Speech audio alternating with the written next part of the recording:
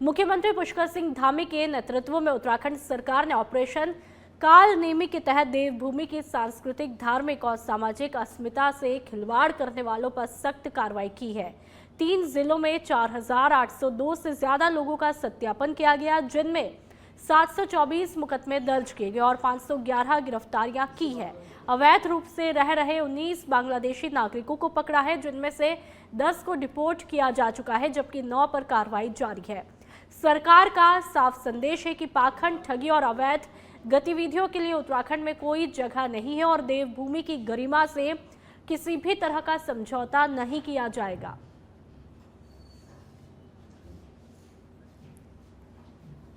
धर्म की आड़ में पाखंड, ठगी और राष्ट्र विरोधी गतिविधियां अब नहीं चलेंगी। ऑपरेशन कालनेमी के तहत ढोंगी बाबाओं, फर्जी साधुओं, छद्म भेषधारियों के साथ साथ अवैध रूप से रह रहे बांग्लादेशी घुसपैठियों के खिलाफ कड़ा एक्शन लिया जा रहा है। अब तक 10 बांग्लादेशी नागरिकों को डिपोर्ट किया जा चुका है और शेष मामलों में गिरफ्तार कर विधिक कार्रवाई जारी है। फर्जी दस्तावेज, झूठी पहचान या धर्म के आड़ में उत्तराखंड में रहने वाले किसी को भी किसी सूरत में बख्शा नहीं जाएगा। मैं साफ कह देना चाहता हूं कि देवभूमि की अस्मिता से खिलवाड़ करने वालों के लिए उत्तराखंड में, देवभूमि में कोई जगह नहीं है।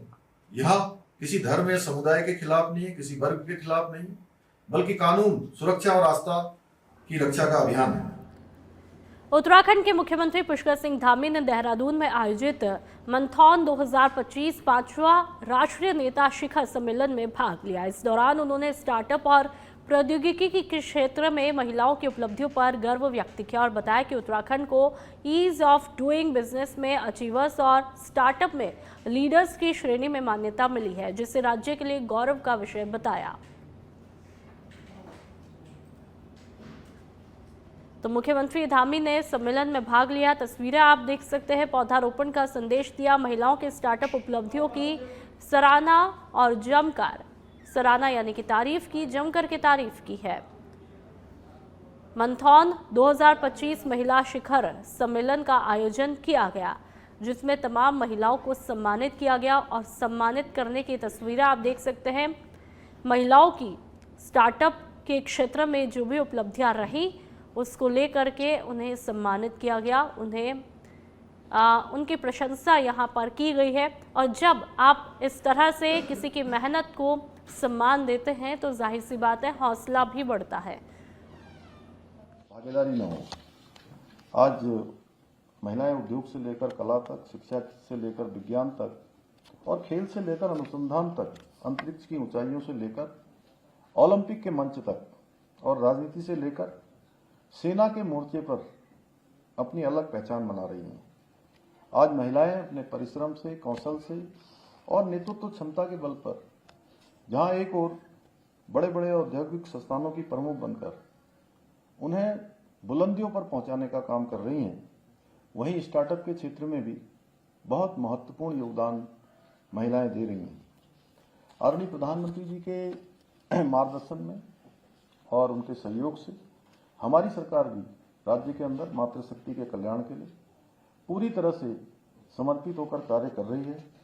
हमने शिक्षा, स्वास्थ्य और उद्यमिता और स्वरोजगार जैसे क्षेत्रों में महिलाओं की अधिक से अधिक भागीदारी सुनिश्चित करने का प्रयास किया है। इसी क्रम में हमारी सरकार के द्वारा उत्तराखंड राज्य ग्रामीण आजीविका मिशन के माध्यम से प्रदेश की ग्रामीण महिलाओं को आत्मनिर्भर बनाने का कार्य किया जा रहा है। इसके साथ ही सशक्त बहना उत्सव योजना, मुख्यमंत्री महिला स्वयं सहायता समूह सशक्तिकरण योजना के माध्यम से हमने राज्य की मातृशक्ति को नए अवसर और शक्ति प्रदान करने का काम भी किया है। हमारी सरकार मुख्यमंत्री उद्यमशाला योजना के अंतर्गत महिला समूह द्वारा निर्मित उत्पादों को एक ब्रांड के रूप में स्थापित करने का, उनको विकसित करने का काम भी कर रही है, जिसके लिए हमने इन उत्पादों की एक विशिष्ट पहचान सुनिश्चित करने हेतु एक विशेष लोगो भी जारी किया है। इसके साथ ही 15,000 से अधिक महिला उद्यमियों को, स्वयं सहायता समूह और लखपति दीदियों को इंक्यूबेशन की सुविधा भी हम प्रदान कर रहे हैं। इसके अंतर्गत उन्हें व्यावसायिक कौशल प्रशिक्षण, कानूनी एवं लाइसेंस।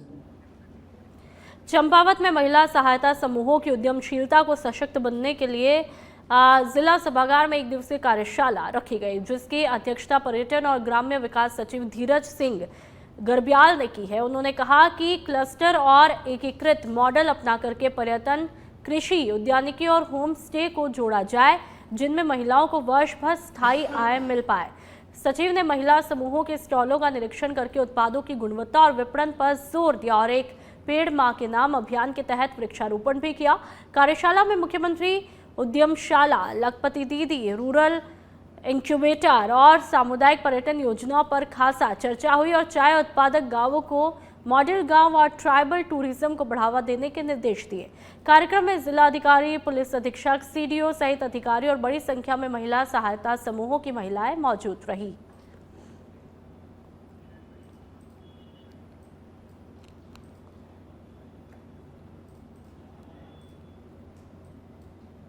मुख्यमंत्री जी के निर्देश पे चंपावत डिस्ट्रिक्ट में जितने भी एसएचजीज हैं हमारे, और उनमें उद्यमशीलता कैसे बढ़ाएं आगे, उसको लेके एक वर्कशॉप हम लोगों ने आयोजित की है।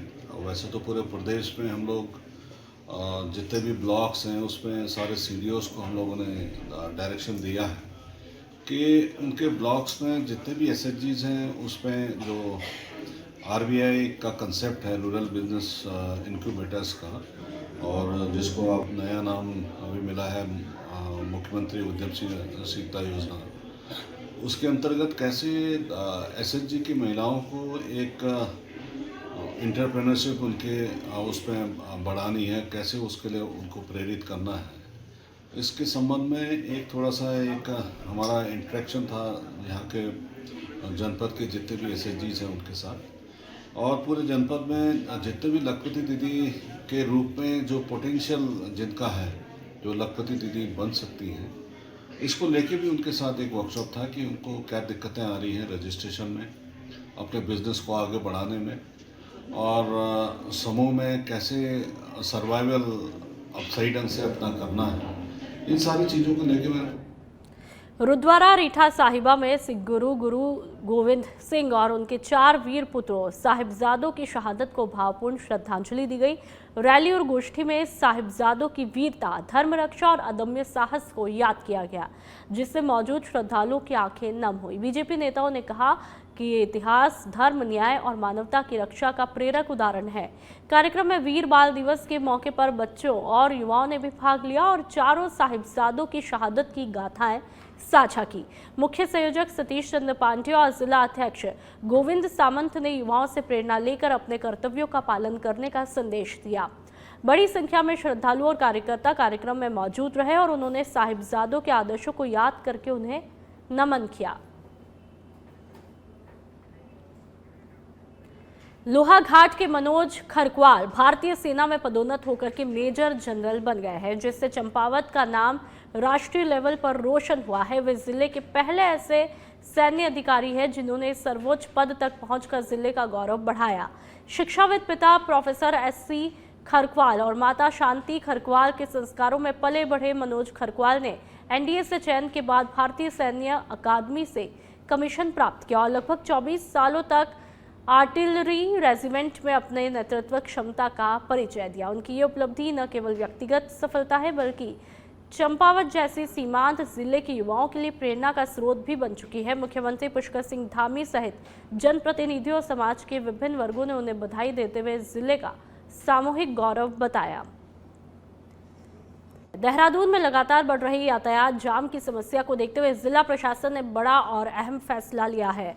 लैंसडाउन चौक के पास में रेंजर्स ग्राउंड में लगने वाला संडे बाजार अब आईएसबीटी के समीप मेट्रो रेल लिमिटेड की भूमि पर स्थानांतरित किया गया है। जिलाधिकारी सविन बंसल ने बताया कि यह फैसला पूरी तरह जनहित को ध्यान में रख कर लिया है। संडे बाजार के कारण इलाके में भारी जाम के हालात बने थे, जिससे आम नागरिकों के साथ ही बुजुर्गों, बच्चों और आपातकालीन सेवाओं को भारी परेशानियां हुई थी। बाजार के स्थानांतरण से अब लैंसडाउन चौक और आसपास के इलाकों में यातायात व्यवस्था सुचारू होगी। प्रशासन को उम्मीद है कि इस फैसले से शहरवासियों को बड़ी राहत मिलेगी और ट्रैफिक दबाव कम होगा। संडे मार्केट जैसे जो हमारे मुद्दे होते हैं तो उसमें हमको बैलेंस्ड व्यू लेना पड़ता है। Because we live in a democratic framework और सभी के हितों को ध्यान में रखना है। तो जो वहाँ पर हमारे व्यापारी लोग हैं या फैमिलीज़ हैं जो अपना इनकम अर्न करते हैं by selling their goods produce या जो उन्होंने एग्रीगेट किया है, तो उनका रोज़गार भी चलता रहे और साथ ही कोई ट्रैफिक जाम कंजेशन हमारी जो निगम के लिए एक वहाँ पर बाद में सॉलिड वेस्ट डिस्पोजल का एक बहुत बड़ा इशू बन जाता है, क्योंकि शहर के बीच में ही था पहले हमारा संडे मार्केट। और जितनी भी इमरजेंसीज सेवाएं हैं, एम्बुलेंसेस, पशु एम्बुलेंस या हमारी फायर सर्विसेज या कोई law and order related movement हैं, हमारे बुज़ुर्ग बच्चे बहुत सारे उसमें पैदल यात्री भी होते हैं या टू व्हीलर्स में होते हैं, उन सबको डेफिनेट। विकास नगर में आज विश्व हिंदू परिषद, बजरंग दल और काली सेना प्रतिष्ठा सेवा समिति ने बांग्लादेश में हिंदू समुदाय पर कथित अत्याचारों के विरोध में जोरदार प्रदर्शन किया। प्रदर्शनकारियों ने बांग्लादेश सरकार और जिहादी ताकतों का पुतला दहन करके अपना आक्रोश जताया। उनका कहना था कि बांग्लादेश में सत्ता परिवर्तन के बाद इस्लामी जिहादी गतिविधियों में लगातार इजाफा हुआ है।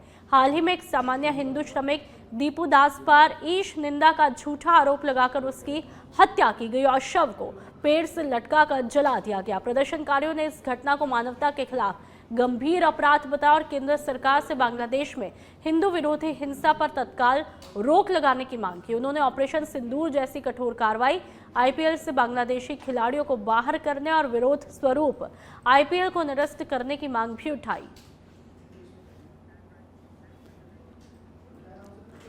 बीजेपी के पूर्व विधायक सुरेश राठौड़ की कथित पत्नी उर्मिला सनावर के द्वारा लगाए गए आरोपों के बाद आज पहली बार बीजेपी के प्रदेश महामंत्री दुष्यंत गौतम कैमरे के सामने आए। उन्होंने उर्मिला सनावर के सभी आरोपों को सिरे से खारिज करते हुए कहा कि उनकी राजनीतिक, धार्मिक और सामाजिक छवि को जानबूझकर धूमिल करने का प्रयास किया जा रहा है। दुष्यंत गौतम ने कहा कि वे पिछले 47 सालों से लगातार सामाजिक और राजनीतिक क्षेत्र में सक्रिय हैं और हमेशा समाज में बहन बेटियों के सम्मान को सर्वोपरि रखा है। उन्होंने आरोप लगाया कि कुछ लोग उनकी छवि खराब करने की साजिश कर रहे हैं। इस मामले को लेकर उन्होंने गृह सचिव को पत्र लिखा और आरोप लगाने वालों के खिलाफ कानूनी कार्रवाई की जाएगी। भारतीय जनता पार्टी की प्रामाणिकता को, समाज में रहने वाले बहन बेटियों की इज्जत को सर्वोपरि मानते हुए आज तक जीवन के अंदर कभी भी ऐसी घटना मेरे चरित्र को लेकर कभी भी नहीं उछाली गई है। आज बड़ा दुखी होकर मैं आपके सामने आ रहा हूं। जिस प्रकार के कुछ असामाजिक लोग, गलत प्रवृत्ति के लोग जो मेरी छवि को धूमिल करना चाहते हैं, ऐसा प्रयास कर रहे हैं, ऐसे सभी लोगों को मैं आगाह करना चाहता हूं।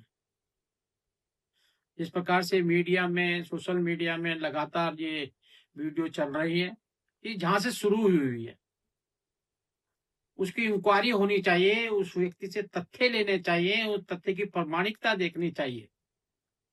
सब चीज के लिए मैं तैयार हूं, लेकिन जो भी लोग ये भ्रम फैलाने का काम कर रहे हैं, मेरी छवि को धूमिल करने का काम कर रहे हैं, मैं उनको आगाह करना चाहता हूं। इसकी सबकी जांच की जाएगी। मैंने होम सेक्रेटरी को भी। लोहाघाट नगर में वीर बाल दिवस के मौके पर राष्ट्रीय स्वयंसेवक संघ के बाल स्वयंसेवकों के द्वारा भव्य पथ संचलन का आयोजन किया गया। पथ संचलन नगर के प्रमुख मार्गों से होकर के रवाना हुआ, जहां पर नागरिकों ने घरों से पुष्प वर्षा करके बाल स्वयंसेवकों का उत्साहवर्धन किया। इस दौरान नगर का वातावरण गुरु गोविंद सिंह जी के महाराज और उनके 4 साहिबजादों अजीत सिंह, जुझार सिंह, जोरावर सिंह और फतेह सिंह के त्याग, बलिदान और पराक्रम की गूंज से भर उठा। वक्ताओं ने कहा, गुरु गोविंद सिंह जी का संपूर्ण जीवन अन्याय के विरुद्ध संघर्ष और धर्म रक्षा को समर्पित रहा। उनके साहिबजादों ने अल्पायु में ही अत्याचार के सामने झुकने से इंकार करके अद्वितीय बलिदान दिया। सरस्वती शिशु मंदिर सहित विभिन्न जगहों में भी वीर बाल दिवस श्रद्धा और प्रेरणा के साथ में सेलिब्रेट किया गया। रुद्रपुर नगर निगम में नववर्ष 2026 से नए नियम लागू होंगे, जिनके तहत हर मंगलवार को शहर की सीमा में मीट, मछली और अन्य नॉनवेज खाद्य पदार्थों की बिक्री पर पूर्ण प्रतिबंध रहेगा। महापौर विकास शर्मा ने बताया कि नगर निगम के द्वारा तैयार एसओपी के मुताबिक ये फैसला धार्मिक, सामाजिक और सांस्कृतिक भावनाओं को ध्यान में रखते हुए विशेष रूप से भगवान हनुमान के श्रद्धालुओं की आस्था के सम्मान में लिया है। उन्होंने कहा कि नगर निगम की टीमें नियमों के सख्त अनुपालन को सुनिश्चित करेगी और उल्लंघन करने वालों के खिलाफ कार्रवाई होगी। महापौर के अनुसार अनुशासन, स्वच्छता और सामाजिक सौहार्द बनाए रखना उनकी प्राथमिकता है और ये फैसला रुद्रपुर को अधिक सुव्यवस्थित और संवेदनशील शहर बनाने की दिशा में एक महत्वपूर्ण कदम होगा।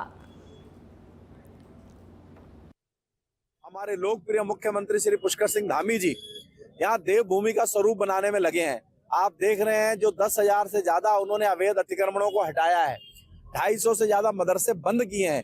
तो हम इस देवभूमि की पवित्रता को बनाए रखना चाहते हैं और यहाँ जो लोग आ रहे हैं, कोई हमारे नीम करोली महाराज जी के दर्शन करने जा रहे हैं, कोई आदि कैलाश जाता है, कोई माँ पूर्णागिरी के दर्शन करने जाता है और कोई जागेश्वर धाम जा रहा है। यहाँ माँ अटरिया का मंदिर है, तो हम माँ यहाँ प्राचीन गुरुद्वारा है नानक मता में।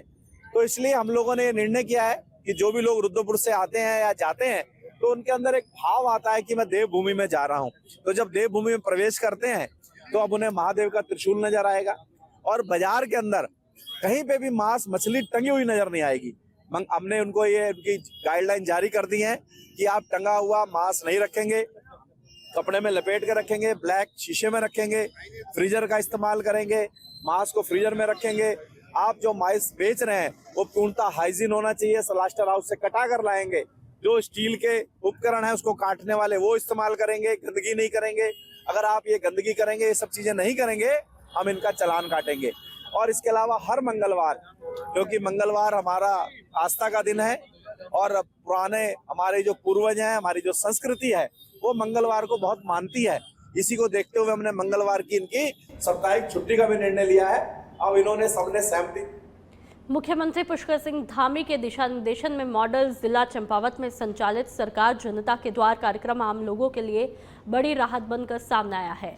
लोहा घाट के बारकोट क्षेत्र स्थित पोखरा खाल मैदान में आयोजित इस कैंप में जिलाधिकारी मनीष कुमार ने फरियादियों से सीधा संवाद करके अधिकांश समस्याओं का मौके पर ही समाधान किया। बाकी के मामलों में संबंधित विभागों को समयबद्ध निस्तारण के निर्देश दिए। शिविर में विभिन्न विभागों के स्टॉल लगाए गए जहां पर योजनाओं की जानकारी और लाभ दिए गए। पशुपालन, आयुर्वेद, होम्योपैथी और एलोपैथी चिकित्सा शिविर में सैकड़ों लोग और पशुओं का उपचार किया गया। दर्जा राज्य मंत्री श्याम नारायण पांडे ने कार्यक्रम को ऐतिहासिक पहल बताया, तो वहीं महिला स्वयं सहायता समूहों के द्वारा हिलांस ब्रांड के जैविक उत्पादों ने लोगों का विशेष ध्यान आकर्षित किया। माननीय मुख्यमंत्री जी ने कृषि अधिकारी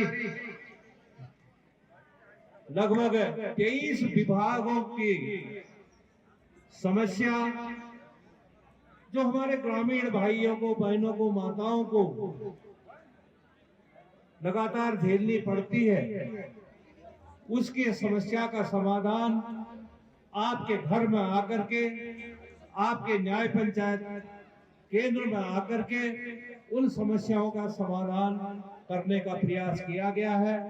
मैं आपकी ओर से इस समस्त न्याय पंचायत की ओर से माननीय मुख्यमंत्री जी का भी धन्यवाद ज्ञापित करता हूं कि उनके सत प्रयासों से, उनकी योजना से हमारे ग्रामीण